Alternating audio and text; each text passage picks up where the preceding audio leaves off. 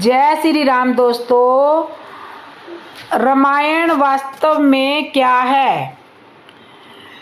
रामायण एक छोटा सा वृत्तांत है जिसे सुनकर आप रो देंगे। एक रात की बात है। माता कौशल्या को सोते में अपने महल की छत पर किसी के चलने की आहट सुनाई दी। नींद खुल गई। पूछा कौन है?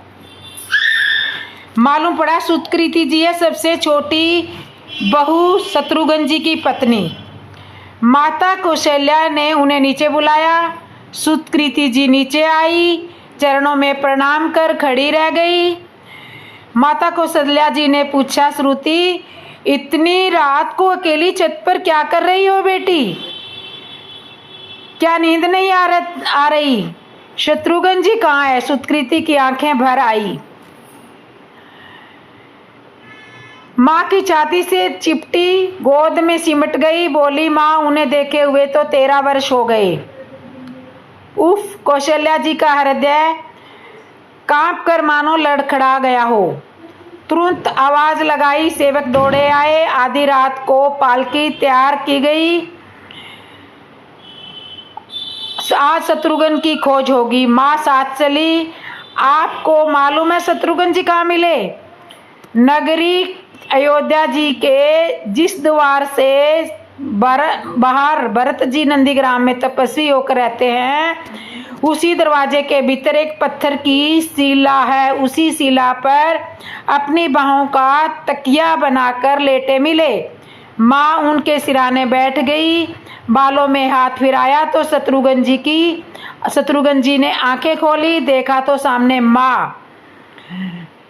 उठे, चरणों में गिरे। माँ आपने क्यों कष्ट किया? मुझे बुलवा लिया होता। माँ ने कहा, शत्रुघ्न यहाँ क्यों? शत्रुघ्न जी की आंखें भर आई। शत्रुघ्न जी की रुलाई फूट पड़ी। बोले, माँ भैया राम जी पिताजी की आज्ञा से वन में चले गए। भैया लक्ष्मण जी उनके पीछे चले गए। भैया भरत जी नंदीग्राम में है। तो क्या ये महल, ये रथ, ये राजसी वस्त्र ठाट बाट विधाता ने मेरे लिए ही बनाए हैं? माता कौशल्या जी निरुत्तर रह गई। देखिए क्या है ये रामायण कथा? यह भोग की नहीं, यह त्याग की कथा है। या तो त्याग की मानो प्रतियोगिता ही चल रही हो और सभी प्रथम है, कोई पीछे नहीं रहना चाहता। चारों भाइयों का प्रेम और त्याग एक दूसरे के प्रति अद्भुत, अभिनव और अलौकिक है। रामायण जीवन जीने की सबसे उत्तम शिक्षा देती है। भगवान राम को 14 वर्ष का वनवास हुआ तो उनकी पत्नी सीता मैया ने भी सहर्ष वनवास स्वीकार कर लिया।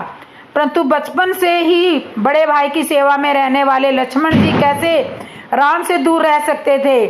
अपनी माता सुमित्रा से तो उन्होंने आज्ञा ले ली थी वन जाने की, परंतु जब पत्नी उर्मिला के कक्ष की ओर बढ़ रहे थे तो सोच रहे थे कि माँ ने तो आज्ञा दे दी, परंतु उर्मिला को कैसे समझाऊंगा,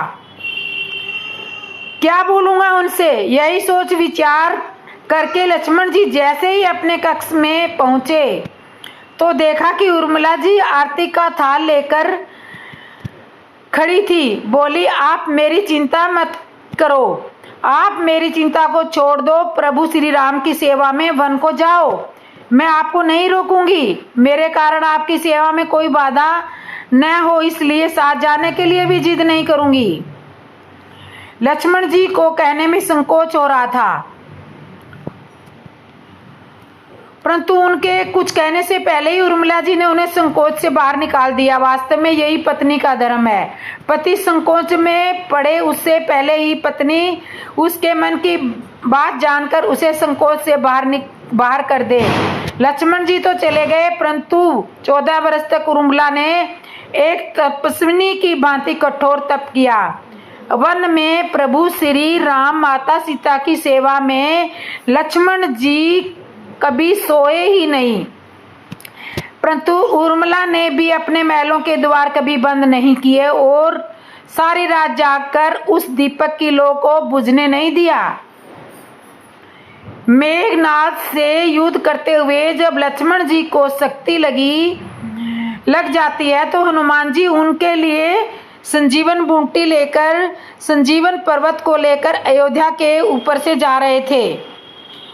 तब भरत जी ने उनको राक्षस समझकर बाण चला दिया। हनुमान जी नीचे गिर गए और तब हनुमान जी भरत जी को सारा वृतांत सुनाते हैं कि सीता माता को रावण हर कर ले गया। युद्ध में लक्ष्मण जी मूर्छित हो गए। यह सुनते ही कौशल्या जी कहती है कि राम को कह देना कि लक्ष्मण के बिना अयोध्या में पैर भी मत रखना। तब राम वन में ही रहें। लक्ष्मण की माता सुमित्रा कहती हैं कि राम जी से कहना कि कोई बात नहीं, अभी शत्रुघ्न है मेरे पास, मैं उसे वहां भिजवा दूंगी। मेरे दोनों पुत्र राम की सेवा के लिए ही तो जन्मे हैं। माताओं का प्रेम देखकर हनुमान जी की आंखों में आंसू की धारा बह रही थी, परंतु जब उन्होंने उर्मिला जी को देखा तो सोचने लगे कि यह क्यों एकदम शांत शांत और प्रसन्न दिखाई दे रही है। क्या इन्हें अपने पति के प्राणों की कोई चिंता नहीं है? हनुमान जी पूछते हैं, देवी जी आपकी प्रसन्नता का क्या कारण है? आपके पति के प्राण संकट में है। सूर्य उदय होते ही कुल का दीपक बुझ जाएगा। सूर्य कुल का दीपक बुझ जाएगा। उर्मिला का उत्तर सुनकर तीनों लोगों का कोई भी प्राणी उनकी वंदना किए बिना नहीं रह सकता। उर्मिला बोली, मेरा दीपक संकट में नहीं है, वो बुझ नहीं सकता। रही सूर्योदय की बात, तो आप चाहे तो कुछ दिन अयोध्या में विश्राम कर लीजिए, क्योंकि आपके वहां पहुंचे बिना सूर्य उदय हो ही नहीं सकता। आपने कहा है कि प्रभु श्री राम मेरे पति को अपनी गोद में लेकर बैठे हैं। जो मनुष्य योगेश्वर प्रभु श्री राम की गोद में लेटा हो, काल उसे छू भी नहीं सकता।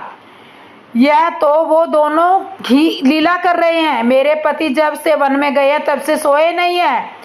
उन्होंने न सोने का प्रण लिया हुआ है, इसलिए वे थोड़ी देर विश्राम कर रहे हैं। और जब भगवान की गोद ही मिल गई तो थोड़ा विश्राम ज्यादा हो गया। वे अभी उठ जाएंगे। और शक्ति मेरे पति को तो लगी ही नहीं, शक्ति तो प्रभु श्री राम जी को लगी है। मेरे पति के श्वास श्वास में राम है, हर धड़कन में राम है, उनके रोम रोम में राम है, उनके खून की बूंद बूंद में राम है। और जब उनके शरीर और आत्मा में सिर्फ राम ही राम है, तो वो शक्ति राम को ही लगी होगी, दर्द भी राम को ही हो रहा होगा। इसलिए हनुमान जी आप निश्चित होकर जाए, सूर्य उदित नहीं होगा। राम राज्य की नींव राजा जनक की बेटियां ही थी, कभी सीता तो कभी उर्मिला। भगवान राम ने तो केवल राम राज्य का कलश स्थापित किया था, परंतु वास्तव में राम राज्य इन सब के प्रेम, त्याग, समर्पण और बलिदान से ही आया। तो जिस मनुष्य में प्रेम, त्याग, समर्पण की भावना हो, उस मनुष्य में ही राम बसता है। कभी समय मिले तो अपने वेद, पुराण, गीता, रामायण को पढ़ने और समझने का प्रयास कीजिएगा। जीवन को एक अलग नजरिए से देखने और जीने का सलीका मिलेगा। जीवन को एक अलग तरीके से जीने का सलीका मिलेगा। लक्ष्मण सा भाई हो, कौशल्या सी माई हो, स्वामी तुम जैसा मेरा रघुराई हो, नगरी हो अयोध्या सी, रघुकुल सा घराना हो, चरण हो राघव के जहां मेरा ठिकाना हो त्याग भरत जैसा, सीता सी नारी हो, लवकुश के जैसी संतान हमारी हो, श्रद्धा हो श्रवण जैसी, सबरी सी भक्ति हो, हनुमत के जैसी निष्ठा, समर्पण और शक्ति हो। ये रामायण है पुण्य कथा श्री राम की। ये रामायण है पुण्य कथा श्री राम की। तो वास्तव में रामायण ये ही शिक्षा देती है। अब मैं आपको राजा दशरथ के मुकुट का रहस्य बता रही हूँ। अयोध्या के राजा दशरथ एक बार भ्रमण करते हुए वन की ओर निकले। वहाँ उनका सामना बाली से हो गया। राजा दशरथ की किसी बात से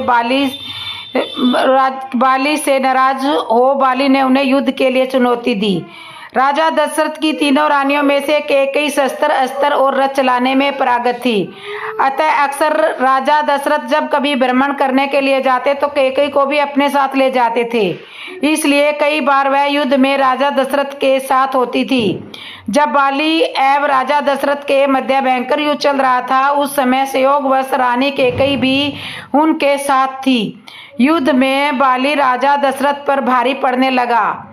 वह इसलिए क्योंकि बाली को यह वरदान प्राप्त था कि उसकी दृष्टि यदि किसी पर भी पड़ जाए तो उसकी आदि शक्ति बाली को प्राप्त हो जाती थी। अतः यह तो निश्चित था कि उन दोनों के युद्ध में हार राजा दशरथ की ही होगी। राजा दशरथ के युद्ध हारने पर बाली ने उनके सामने एक शर्त रखी थी। शर्त यह थी कि वे अपनी पत्नी कैकेयी को वहां छोड़कर जाए या रघुकुल की शान अपना मुकुट यहाँ पर छोड़ जाए। तब राजा दशरथ को अपना मुकुट वहां छोड़ रानी कैकेयी के साथ वापस अयोध्या लौटना पड़ा। रानी कैकेयी को यह बात बहुत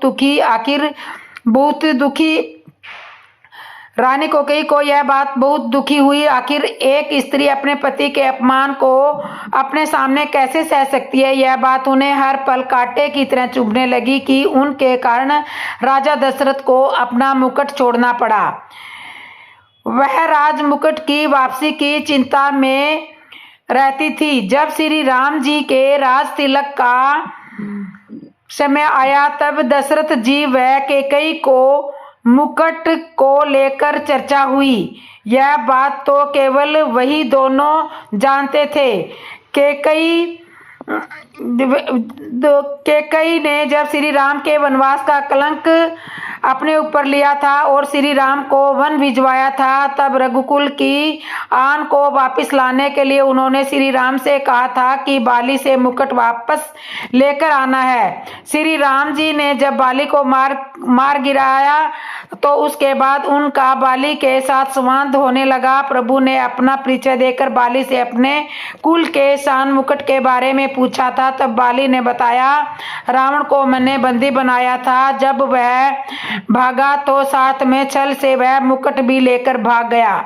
प्रभु मेरे पुत्र को सेवा में ले लें, वह अपने प्राणों की बाजी लगाकर आपका मुकुट लेकर आएगा। जब अंगद श्री राम जी के दूत बनकर रावण की सभा में गए, वहां उन्होंने सभा में अपने पैर जमा दिए और उपस्थित वीरों को अपना पैर हिलाकर दिखाने की चुनौती दे दी।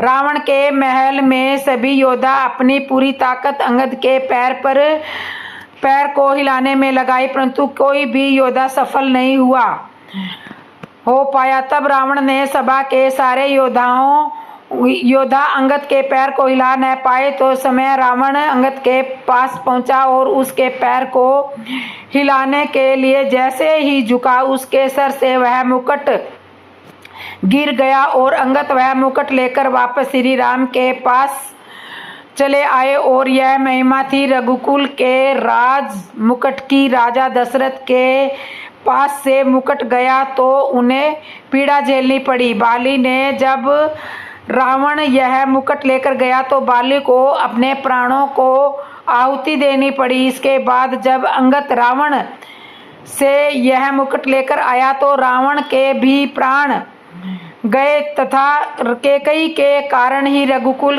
के लाज बच सकी। यदि कैकेयी श्री राम को वनवास नहीं भेजती तो रघुकुल का सम्मान वापस नहीं लौट पाता। कैकेयी ने कुल के सम्मान के लिए सभी कलंक एवं अपयश अपने ऊपर ले लिए। इसलिए श्री राम अपनी माताओं में सबसे ज्यादा प्रेम कैकेयी को ही करते थे। श्री राम कैकेयी माता को इसलिए भी बहुत प्रेम व आदर करते थे क्योंकि कैकेयी के द्वारा ही उनका अवतार लेना सार्थक होना था। तो इस तरह से राजा दशरथ का मुकुट वापस आया। ये था राजा दशरथ का मुकुट का रहस्य। रामायण का एक बहुत ही रोचक प्रसंग। सुबह मेघनाथ से लक्ष्मण का अंतिम युद्ध होने वाला था। वह मेघनाथ जो अब तक अजीवित था, जिसकी भुजाओं के बल पर रावण युद्ध कर रहा था। अप्रियतम योद्धा जिसके पास सभी दिव्य अस्त्र थे। सुबह लक्ष्मण जी राम से आशीर्वाद लेने गए। उस समय भगवान राम पूजा कर रहे थे। पूजा समाप्ति के पश्चात प्रभु श्री राम ने हनुमान जी से पूछा, अभी कितना समय है युद्ध होने में? हनुमान जी ने कहा कि अभी कुछ समय है, यह तो प्रातः काल है। भगवान राम ने लक्ष्मण जी से कहा, यह पात्र लो, भिक्षा मांग कर लाओ। जो पहला व्यक्ति मिले उसी से कुछ अन्न मांग लेना। सभी बड़े आश्चर्य में पड़ गए। आशीर्वाद की जगह भिक्षा, लेकिन लक्ष्मण जी को जाना ही पड़ा। लक्ष्मण जी जब भिक्षा मांगने के लिए निकले तो उन्हें सबसे पहले रावण का सैनिक मिल गया। आज्ञा अनुसार मांगना ही था। यदि भगवान की आज्ञा न होती तो उस सैनिक को लक्ष्मण जी वहां मार देते, परंतु वे उनसे भिक्षा मांगते हैं। सैनिक ने अपनी रसद से लक्ष्मण जी को कुछ अन्न दे दिया। लक्ष्मण जी वह अन्न लेकर भगवान श्री राम को अर्पित कर देते हैं। लक्ष्मण जी वह अन्न लेकर भगवान श्री राम को अर्पित कर देते हैं। इसके बाद भगवान राम ने उन्हें आशीर्वाद दिया, विजयी भव। भिक्षा का मर्म किसी के समझ में नहीं आया, कोई पूछ भी नहीं सकता था। फिर भी यह प्रश्न तो रह ही गया। फिर भीषण युद्ध हुआ। अंत में मेघनाथ ने त्रिलोक की अंतिम शक्तियों को लक्ष्मण जी पर चलाया।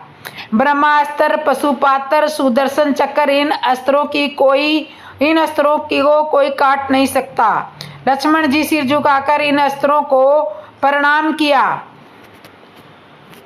सभी अस्त्र उनको आशीर्वाद देकर वापस चले गए। उसके बाद राम का ध्यान करके लक्ष्मण जी ने मेघनाथ पर बाण चलाया। वह हंसने लगा और उसका सिर काटकर जमीन पर गिर गया। उसकी मृत्यु हो गई। उसी दिन संध्याकालीन समय भगवान राम शिव की आराधना कर रहे थे। वह प्रसन्न तो अब तक ही रह गया था। हनुमान जी ने पूछ लिया, प्रभु वह भिक्षा का मर्म क्या है? भगवान मुस्कुराने लगे, बोले, मैं लक्ष्मण को जानता हूँ। वह अत्यंत क्रोधी है, लेकिन युद्ध में बहुत ही विनम्रता से आवश्यकता पड़ती है। विनम्रता की आवश्यकता पड़ती है। विजयी तो वही होता है जो विनम्र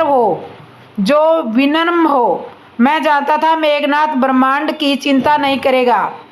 वह युद्ध जीतने के लिए दिव्य अस्त्रों का प्रयोग करेगा। इन अमोघ शक्तियों के सामने विनम्रता ही काम कर सकती है। इसलिए मैंने लक्ष्मण को भिक्षा मांगने के लिए लक्ष्मण को सुबह झुकना बताया। एक वीर शक्तिशाली व्यक्ति जब भिक्षा मांगेगा तो विनम्रता समय प्रभावित होगी। लक्ष्मण ने मेरे नाम से बाण छोड़ा था। यदि मेघनाथ उस बाण के सामने विनम्रता दिखाता तो मैं भी उसे क्षमा कर देता। भगवान श्री राम जी एक महान राजा के साथ आदित्य सेनापति भी थे। युद्ध काल में विनम्रता शक्ति संचय का भी मार्ग है। वीर पुरुष को शोभा भी देता है। इसलिए किसी भी बड़े युद्ध धर्म में विजय प्राप्ति के लिए विनम्रता और धैर्य का होना बहुत जरूरी है। रामचरितमानस में गोस्वामी तुलसीदास ने भी यही लिखा है। तो धीरज धरो और विजय पाओ।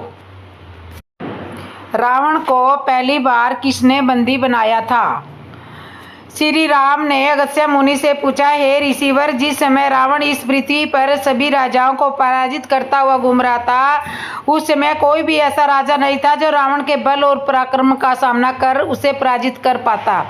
श्री राम की यह बात सुनकर अगस्त्य मुनि जोर जोर से हंसे। उसके बाद श्री राम से बोले, हे राघव, मैं तुम्हें एक ऐसे राजा की बात सुनाता हूँ जिसने अभिमानी रावण को धूल चटा दी थी। उसके बाद अगस्त्य ऋषि एक घटना बताते हुए श्री राम जी से कहते हैं, हे श्री राम, रावण पृथ्वी के सभी राजाओं को पराजित करता हुआ एक दिन महिष्मति नामक नगरी में जा पहुंचा। वह नगरी श्रवण लोक के अमरावतीपुरी के समान थी। वहां अग्निदेव हमेशा विराजमान रहते थे।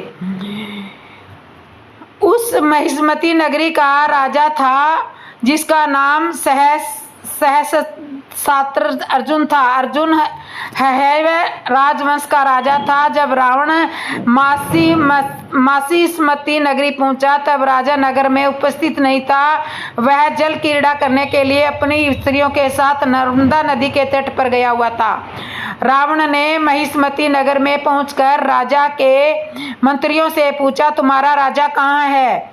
मैं उससे युद्ध करना चाहता हूँ।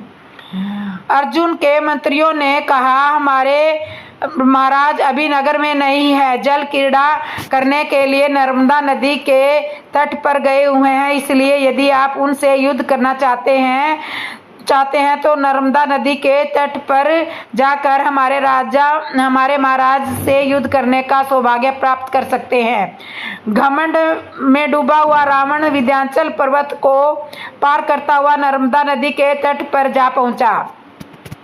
पहले तो रावण ने नदी में स्नान किया, उसके बाद बाहर निकलकर श्वेत वस्त्र धारण किए और महादेव जी की पूजा करने लगा।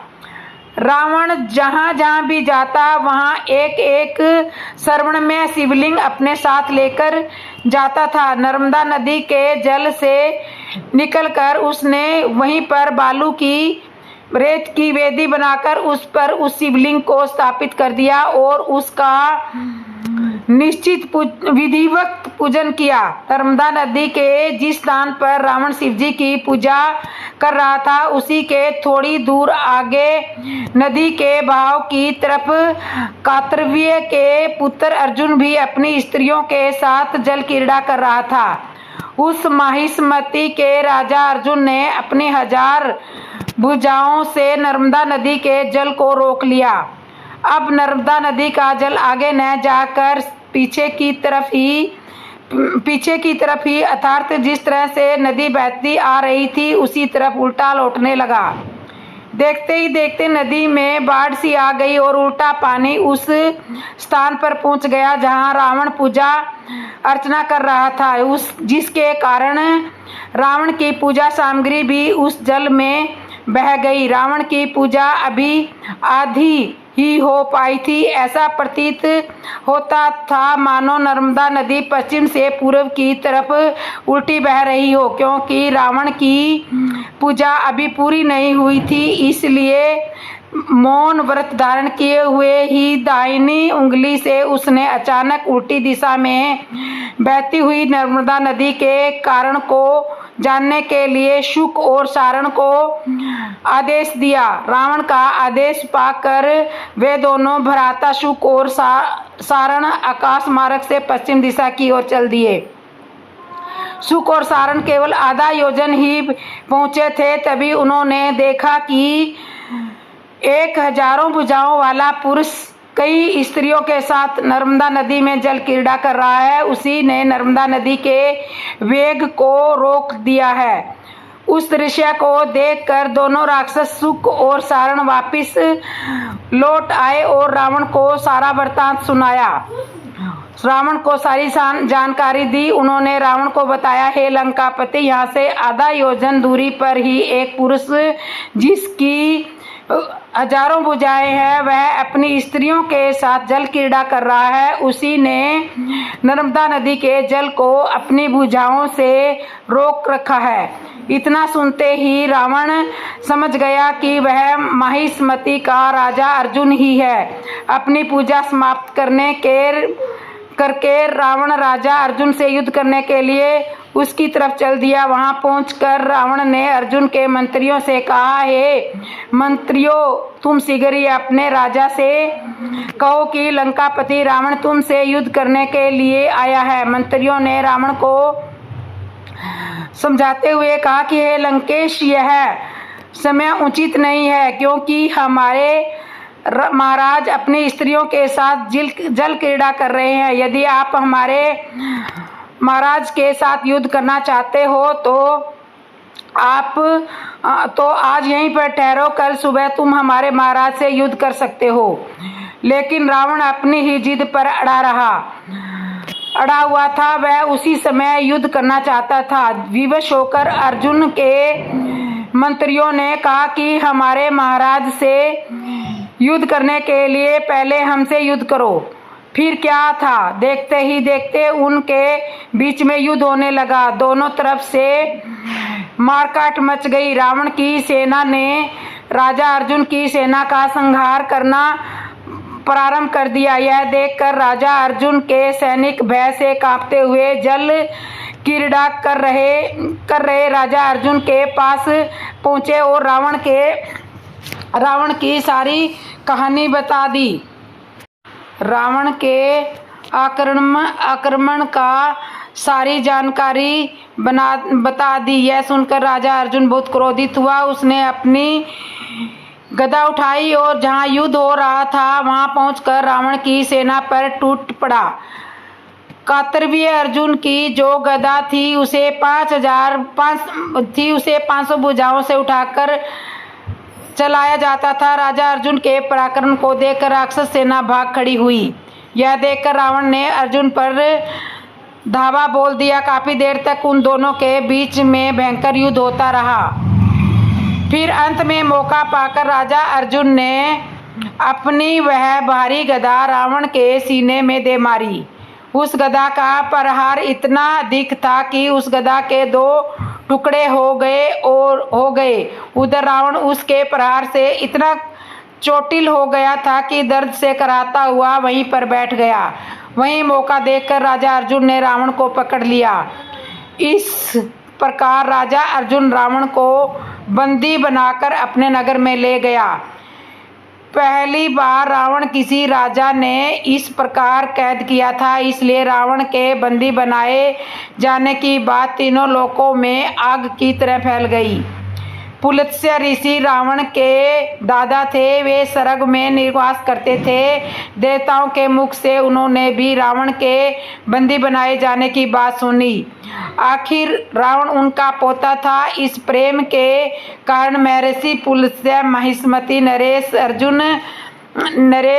अर्जुन के मिलने के लिए भूतल पर पहुंच गए।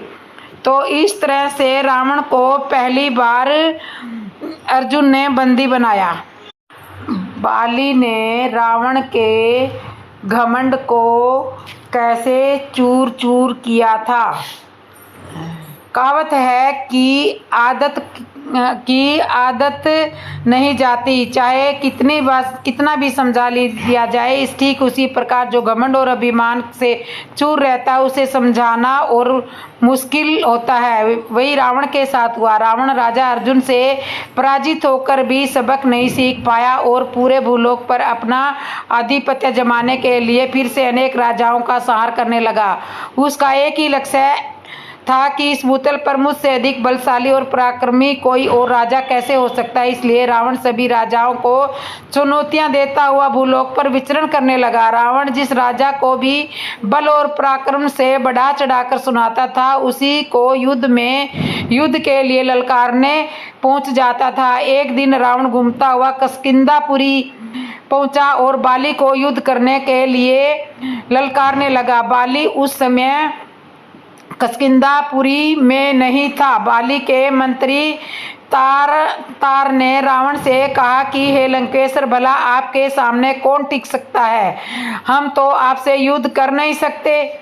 हाँ, बाली ही आपके बराबर है, उनसे आप युद्ध कर सकते हैं। वे सभी चारों समुद्रों पर संध्या उपासना के लिए गए हैं, अभी आते ही होंगे। इतना कहकर वे रावण को डराने लगे, कहने लगे कि हे लंकेश्वर, यह जो हड्डियों का बहुत ऊंचा ढेर दिखाई दे रहा है, यह ढेर उन योद्धाओं का है जो बाली के साथ युद्ध करने की लालसा से ही आए थे, लेकिन उन सभी का वानर राज बाली ने वध करके उनकी हड्डियों का ढेर लगा दिया है। आपका भी यही हाल होने वाला है। थोड़ा ठहरिए, अभी बाली आते ही होंगे, और यदि आपको मरने की जल्दी हो तो दक्षिण समुद्र के तट पर चले जाइए, बाली आपको वहीं पर मिलेंगे। यह सुनकर रावण ने बाली के मंत्री तार को बहुत बुरा भला कहा, लेकिन रावण को कहाँ चैन था, वह सीधा दक्षिण समुद्र की ओर चल पड़ा। वहां पर रावण ने बाली को संध्या उपासना करते देखा। क्रोध से व्याकुल रावण अपने पुष्प विमान से उतरकर बाली की ओर बढ़ने लगा। रावण बिना शोर गुल किए ही बाली को पकड़ने जा रहा था, पैरों की आहट भी नहीं होने दे रहा था, लेकिन देव योग वश बाली ने रावण को देख लिया। लेकिन बाली ने कोई भी प्रतिक्रिया नहीं दिखाई और ऐसे बैठा रहा जैसे बाली को कुछ पता ही ना हो। बाली ने सोच लिया कि जैसे ही रावण मेरे पास पहुंचेगा, मैं उसे अपनी काख में दबाकर लटका लूंगा और उसके बाद में बचे हुए 3 समुदायों पर भी हो आऊंगा। ऐसा निश्चय करके बाली चुपचाप बैठा रहा। अब दोनों एक ही दूसरे को पटकनी देने के चक्कर में थे। रावण ने जैसे ही बाली को पकड़ने के लिए हाथ बढ़ाया, वैसे ही बाली ने रावण को दबोच लिया और अपनी काख में दबा लिया। रावण ने बाली के चुगल से निकलने की बहुत कोशिश की, लेकिन सब बेकार थी। बाली रावण को काख में दबाए हुए बाकी के 3 समुद्रों में भी घूमने लगा। अब पीछे पीछे रावण के मंत्री रावण को छुड़ाने के लिए दौड़ रहे थे। आगे आगे बाली रावण को कोख में दबाए हुए आकाश मार्ग से जा रहा था, लेकिन कुछ दूरी के बाद रावण के मंत्री भी थक कर खड़े हो गए। पहले बाली दक्षिण से पश्चिम समुद्र पर गया, उसके बाद उत्तर समुद्र पर, बाद में बाली पूर्व दिशावर्ती महासागर के किनारे पर गया। वहां पर भी संध्या उपासना संपन्न करके इंद्रपुत्र बाली रावण को बगल में दबाए ही किष्किंधापुरी के निकट पहुंच गया। फिर बाली अपनी उपवन में पहुंचा। वहीं पर जाकर बाली ने रावण को छोड़ दिया और हंसते हुए पूछा, कहीं लंकेश, तुम कहाँ से आए हो? बाली के अद्भुत पराक्रम को देखकर रावण को बड़ा आश्चर्य हुआ। फिर बाली के पूछने पर रावण ने कहा, मैं रावण हूं और युद्ध करने की इच्छा से ही तुम्हारे पास आया था। अब तुम्हारे साथ युद्ध करने की मेरी इच्छा पूर्ण हो गई है। हे वानर राज बाली, आपके अंदर तो बहुत बल है, अद्भुत पराक्रम है, और जो आपके अंदर गंभीरता है वह भी आश्चर्यजनक है। आपने मुझे पशु की तरह पकड़कर 4 समुद्रों पर घुमा दिया है। हे वानर राज, आप महान है, बहुत बड़े सूरवीर हैं।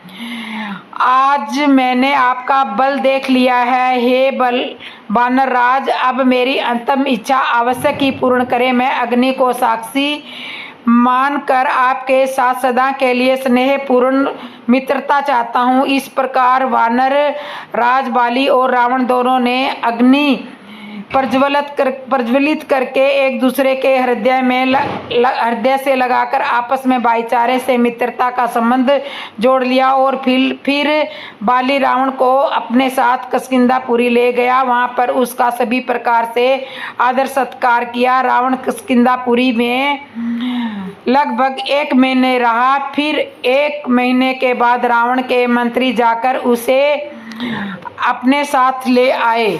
तो इस तरह से रावण वापिस आया। ये कर श्री राम को किस श्राप के कारण माता सीता का वियोग सहना पड़ा? क्या कारण था कि श्री राम को अपने जीवन में अपनों का ही, विशेषकर अपनी पत्नी का ही वियोग सहना पड़ा? पूर्व काल में ऐसा क्या हो गया था? किस श्राप का प्रभाव था जो श्री राम को दीर्घ काल तक ना चाहते हुए भी सीता का वियोग सहना पड़ा? पहले रावण के कारण और बाद में प्रजा में फैले हुए असंतोष के कारण। अब हम पूरी कथा सुनाते हैं। श्री राम के कहने से लक्ष्मण सीता माता जी को महर्षि वाल्मीकि के के आश्रम में छोड़कर वापस आने लगे। लक्ष्मण जी बहुत दुखी थे। लौटते समय दुखी लक्ष्मण जी सुमित जी से बात करते हुए कहने लगे, सुमित, मेरे बड़े भाई रघुनाथ को जीवन में कभी सुख नहीं मिला है। पहले उन्हें पिता श्री के कहने से 14 वर्ष का वनवास मिला। इसके बाद उस विशाल निर्जन दंडक वन में रहना पड़ा। फिर भाभी सीता का वियोग हुआ। अयोध्या लौटने के बाद ऐसा लगा कि अब दुख बीत गए हैं, लेकिन अब फिर से सीता जी के वियोग का दुख मिल गया। तब सुमित जी ने लक्ष्मण जी को समझाते हुए कहा, हे सुमित्रा नंदन, तुम्हें श्री राम के दुख के विषय में नहीं सोचना चाहिए, क्योंकि श्री राम के बचपन में ही दुर्वासा ऋषि ने आपके पिता को यह स्पष्ट रूप से बता दिया था कि राम अपने जीवन में बहुत दुख उठाएंगे, उनका सुख छिन जाएगा, उनको बहुत दुख झेलने पड़ेंगे और जीवन में बहुत दुख उठाने पड़ेंगे, उनका सुख छिन जाएगा, उन्हें सबसे अधिक प्रियजनों का ही वियोग उठाना पड़ेगा। हे सुमित्रा नंदन, भविष्य में आगे चलकर श्री राम तुमको, मिथिलेश कुमारी को, भरत और शत्रुघ्न को भी त्याग देंगे। उस समय दुर्वासा ऋषि ने जो बात कही थी उसे महाराज दशरथ ने तुमसे, शत्रुघ्न से, भरत और राम जी से कहने के लिए मना कर दी थी। लेकिन अब तुम्हें मैं यह बात बताता हूँ जो तुम्हारे पिताजी और महर्षि वशिष्ठ जी के सामने दुर्वासा ऋषि ने बताई थी। उन्होंने कहा था कि देव का विधान कभी टाला नहीं जा सकता।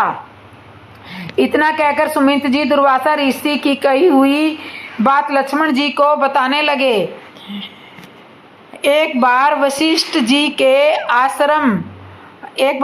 के आश्रम पर अत्रि मुनि के पुत्र महर्षि दुर्वासा वर्षा काल के 4 महीने बिताने के लिए रह रहे थे। उसी दौरान एक दिन तुम्हारे पिताजी अर्थात दशरथ जी उस आश्रम पर अपने पुरोहित वशिष्ठ जी के दर्शन करने के लिए पहुंचे थे। वहां पर वशिष्ठ जी के वाम भाग की तरफ बैठे हुए दुर्वासा ऋषि को देखकर दशरथ जी ने दोनों को प्रणाम किया और उन्हीं के साथ बैठ गए। दोपहर का समय था। वे ऋषि अनेक मधुर कथाएं सुना रहे थे।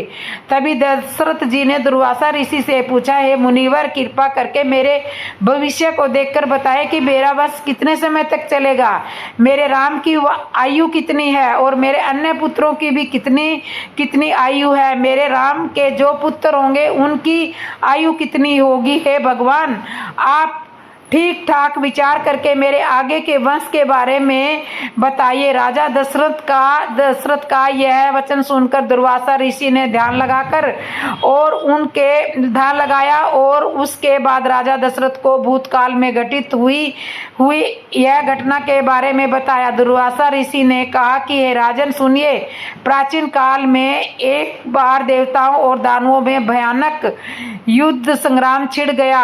उसमें देवता दैत्यों पर भारी पड़ गए। इसलिए देवताओं से अपने आप को बचाने के लिए दैत्यों ने महर्षि भृगु की पत्नी की शरण ली। महर्षि भृगु की पत्नी ने भी उन पर दया दिखाते हुए उन्हें अपने आश्रम में निर्भय होकर रहने की आज्ञा दे दी। यह बात देवताओं को पता चल गई। देवता सीधे भगवान विष्णु के पास पहुंचे और कहा कि हे प्रभु, महर्षि भृगु की पत्नी ने दैत्यों को अपने आश्रम में रहने के लिए आज्ञा दे दी है। यह देखकर भगवान विष्णु अत्यंत ही कुपित हो गए और उसी समय ब्रह्म ऋषि भृगु की पत्नी के सामने प्रकट हो गए और क्रोध में आकर भगवान विष्णु ने अपने चक्कर से महर्षि भृगु की पत्नी का सिर काट लिया। उसके बाद जब भृगु जी आश्रम पर आए और उन्होंने देखा कि मेरी पत्नी का किसी ने सिर काट कर वध कर दिया है, तब उन्होंने ध्यान लगाया और पता किया कि यह किसने किया है। महर्षि भृगु को पता चल गया कि भगवान विष्णु ने मेरी पत्नी के सिर को अपने चक्कर से काट दिया है। यह बात जानकर महर्षि भृगु भगवान विष्णु पर अत्यंत ही क्रोधित हुए और क्रोध में आकर उन्होंने भगवान विष्णु को ही श्राप दे डाला। भृगु जी ने कहा कि जनार्दन मेरी पत्नी वध के योग्य नहीं थी, लेकिन आपने क्रोध के वशीभूत होकर उसका वध कर दिया, इसलिए आपको मनुष्य लोक में जन्म लेना ही पड़ेगा और वहाँ बहुत वर्षों तक आपको अपनी पत्नी वियोग का कष्ट सहना ही पड़ेगा। ऐसा मैं तुम्हें श्राप देता हूँ। अब श्राप दे तो दिया, लेकिन उसके बाद जब भृगु जी का क्रोध शांत हुआ तब उन्हें पश्चाताप भी हुआ। अब भगवान विष्णु को दिया गया श्राप सत्य सिद्ध हो जाए, इसलिए भृगु जी ने भगवान विष्णु की आराधना करना आरंभ कर दी। उनकी प्रार्थना से प्रसन्न होकर भगवान विष्णु ने भृगु जी से कहा कि हे महर्षि, आप चिंता ना करें, आपका दिया हुआ श्राप व्यर्थ नहीं जाएगा, मैं उसे ग्रहण कर लूंगा और जगत का प्रिय करने के लिए मैं मनुष्य लोक पर आवश्यक जन्म लूंगा। इस तरह पूर्व जन्म में विष्णु नामधारी वामन अवतार के समय महातेजस्वी भगवान विष्णु को भृंग ऋषि का श्राप प्राप्त हुआ था, इसलिए वही विष्णु भगवान भूतल पर आकर तीनों लोकों में राम के नाम से विख्यात आपके पुत्र हैं। महर्षि भृगु के श्राप के कारण उन्हें पत्नी वियोग आवश्यक प्राप्त होगा, लेकिन इसके साथ साथ श्री राम 11,000 वर्षों तक अयोध्या में राज्य करेंगे और अंत में बैकुंठ धाम को चले जाएंगे। हे महाराज दशरथ, आपके पुत्र श्री राम अश्वमेध यज्ञ का अनुष्ठान करके बहुत से राजवंशों की स्थापना करेंगे। हे दशरथ, तुम्हारे पुत्र श्री राम को सीता जी के गर्भ से 2 पुत्र प्राप्त होंगे। इसके अलावा भी महर्षि दुर्वासा ने भविष्य की बहुत सारी बातें आपके पिता महाराज दशरथ को बताई थी। जब दुर्वासा ऋषि तुम्हारे पिता को यह बात बता रहे थे, उस समय मैं वहीं पर उपस्थित था। तब से लेकर अब तक मैंने उन बातों को कभी किसी को नहीं बताया। हे सुमित्रा नंदन लक्ष्मण, आज तुम बहुत दुखी हो और महाराज भी नहीं रहे हैं, इसलिए मैंने उन बातों को आज तुम्हें बताया है। ये लक्ष्मण, दुर्वासा ऋषि ने एक बात और भी बताई थी कि श्री राम सीता जी के दोनों पुत्रों का अभिषेक अयोध्या से बाहर ही करेंगे, अयोध्या में नहीं करेंगे। हे सुमित्रा नंदन, विधाता का ऐसा ही विधान है, इसलिए तुम्हें अपनी भाभी सीता और भैया श्री राम के लिए संताप नहीं करना चाहिए। सुमित के मुख से ऐसी बातें सुनकर लक्ष्मण जी को काफी संतोष हुआ और खुशी भी मिली। तो दोस्तों, आज की वीडियो आपको कैसे लगी? अगर अच्छी लगी हो तो कमेंट में ज़रूर लिखना, और ऐसी ही सुंदर सुंदर वीडियो और कथाएं सुनने के लिए मेरे चैनल को सब्सक्राइब करना, लाइक करना, कमेंट करना और बेल आइकन बटन ज़रूर दबा लेना, और कमेंट में जय श्री राम ज़रूर लिखना। तो बोलो जय श्री राम।